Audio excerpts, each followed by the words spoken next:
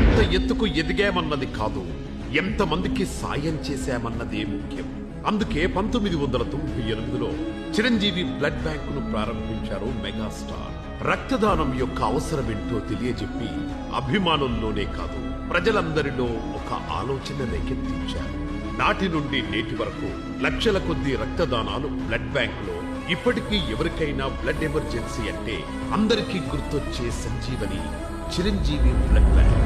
మంది ఫ్యాన్స్ ఉన్నారు. Cinema theatre దగ్గర గగ్గోలు చేస్తారు, గోల చేస్తారు, నానా హడావుడి చేస్తారు.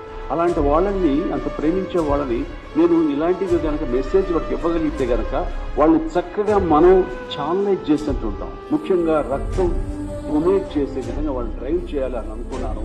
ఆ రోజున బ్లడ్ బ్యాంక్ సిసిటి తరఫున, చిరంజీవి చారిటబుల్ ట్రస్ట్ తరఫున పెట్టాను. ఈ రోజు ఒక నిరవధికంగా సాగుతుంది. ఇక్కడితో ఆగిపోతే మెగాస్టార్ ఎందుకవుతారు? బ్లడ్ బ్యాంక్ తో పాటు ఐ బ్యాంక్ కూడా స్టార్ట్ చేశారు. నేత్రదానం వల్ల ఎంతో మందికి కంటి చూపును ప్రసాదించారు.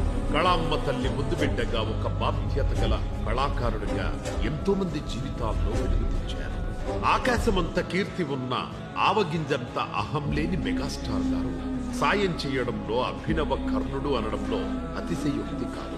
బయటకు రాని ఎన్నో సాయాలు చేసిన మనసున్న హీరో మెగాస్టార్.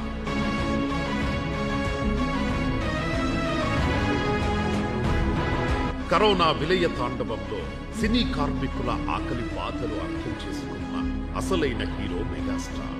హుటాహుటిన కమిటీ పెట్టి నిత్యావసర సరుకులు అందించి ఆకలి బాధ లేకుండా చేసిన ఆపద్బాలు. ఆక్సిజన్ సిలిండర్ల కొరత గురించి తెలియగానే ఆక్సిజన్ సిలిండర్లను అందించి ఎన్నో ప్రాణాలు కాపాడారు.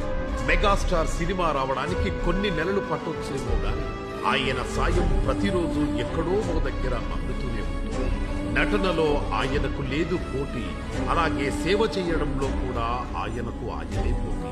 బ్లడ్ డొనేషన్ అన్న బృహత్తర కార్యక్రమానికి జీవం పోసిన మెగాస్టార్ గారు ఈ రోజు మన ఈ మెగా బ్లడ్ క్యాంప్ కు విశిష్ట అతిథిగా వచ్చిన